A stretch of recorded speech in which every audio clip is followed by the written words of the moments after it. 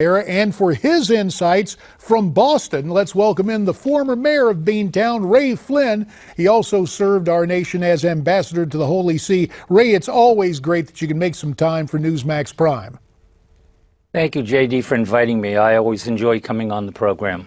Well, I'm just kind of curious, as a guy who was elected as a Democrat but who has supported Republicans in the past, what is your take on the controversy involving these never-Trumpers and the presumptive GOP nominee?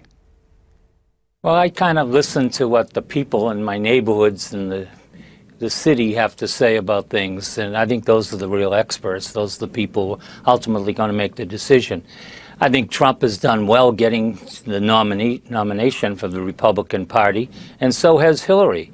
So they've achieved what they have set out to do. The choice now for both of them is to try to swing a little bit to the center and try to bring in those people who are non-affiliated with a particular party or not affiliated with a particular candidate, but and not an ideology, either Democrat or Republican, but are Americans who vote for the person, not necessarily for the party.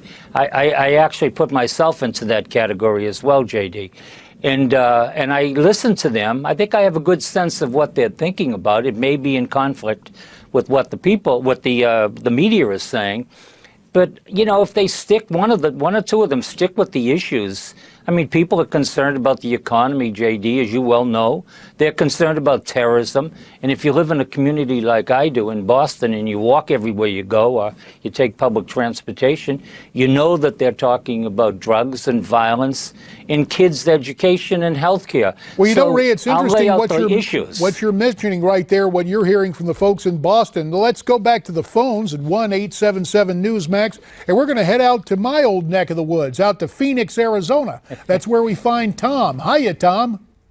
How you doing, JD? I have a question. Paul Ryan said yesterday that Trump was a racist because he said that he couldn't do his job because he was a Mexican or something like that. What about hiring people just because of their race? Yeah, you know, the whole thing with Ryan, Tom, and I talked about this last night. I've known Paul for any number of years. He's an impressive guy in a lot of ways. But it seems to me that all this preening and pronouncements, he might as well have a sticker across his chest that reads, Ryan for President 2020. I don't know, but that's kind of my take on it, Ray. You're on the outside there. Your take on Paul Ryan and what he's up to. Oh, I like Paul Ryan. I like the way he handles himself. I don't think he's a candidate this year, of course, but 2020, I would bet you that he's looking at it very seriously.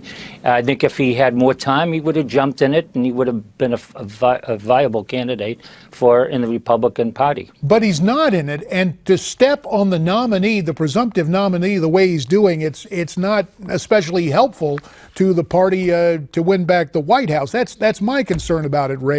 Let's go back. Yeah, go ahead. Good. No, JD, that was yesterday. This is today. They move forward. I think they'll unite. The political people will unite behind Trump, and the political people on the Democratic side will unite behind Hillary. The question I have is, where do the people in the middle who don't have a political ideology or a party, where do they go? They're the deciding vote in 2016. And we will note for the record, as you mentioned, as John mentioned, as we talked about earlier, today at the House Republican Conference, we understand Speaker Ryan told the congressional Republicans it's time to get behind Trump. Now, Ray, you mentioned getting people together. You talked about the people in the middle. But interestingly enough, Donald Trump actually made a pitch to some of the guys on the left. Last night, he made his case to some Bernie Sanders supporters. Let's look and listen. To those who voted for someone else in either party, I'll work hard to earn your support, and I will work very hard to earn that support. To all of those Bernie Sanders voters who have been left out in the cold by a rigged system of superdelegates, we welcome you with open arms. Well, Ray, you and I both know politics is the art of addition. Can the Donald make that argument to some of the Sanders supporters? Sure, I think if he makes a compelling case, and I thought he made a good try at it last night, if he continues that, and stay away from the silly stuff, but just move on the issues that are important to the people of the American people, the economy, health care, research, medical research. Everybody's got problems, JD, and they're looking for solutions. Who is that person that is going to provide those solutions in this presidential campaign? That's the winner. And we've got another caller, Ray, another area not too far from where I grew up. Iredell County, North Carolina, Statesville is where Diane joins us tonight. Hi, Diane. Hi, JD. I appreciate your show so much. I'm a Fox News transplant and really glad that I did that. We're glad to have you here on Newsmax TV. What's your take on all of this, Diane? I'm a strong Trump supporter. I know that Trump is not perfect. Neither am I. Neither are any of the elites in Washington, needless to say.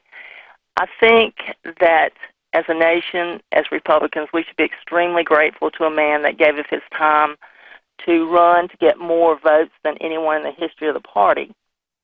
And I think that we should get in touch with people like Paul Ryan, Lindsey Graham. In fact, just go and get their email addresses or their phone numbers. I made a couple today, and let them know that personally, because of these, the way that they are dumping on Donald Trump, if we lose this election, this will be, and I'm a lifelong conservative Republican, this will be the last year that I am in the Republican Party. Well, Diane, we hear you there. Me. We take that warning very seriously, and your calls may have worked because apparently Speaker Ryan changed his tone this morning at the House Republican Conference. Thanks so much for your call, Diane, from Statesville, North Carolina. Ray, there's a topic of great concern to you and I, and Diane touched on it about Donald Trump and his tone.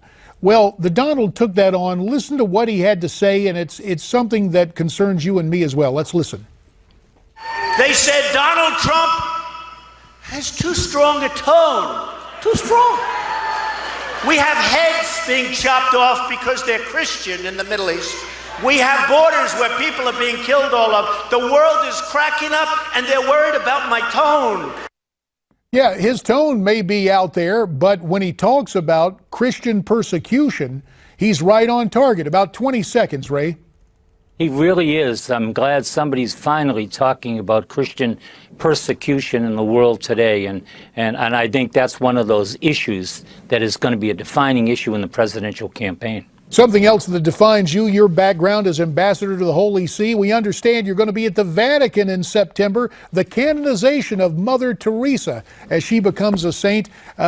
We're happy about the fact you're going to be there, and we hope you'll check in with us as well, okay? I hope so. I'm really hoping to be there because she's a dear friend of mine. Amen. Person Thanks, Ray.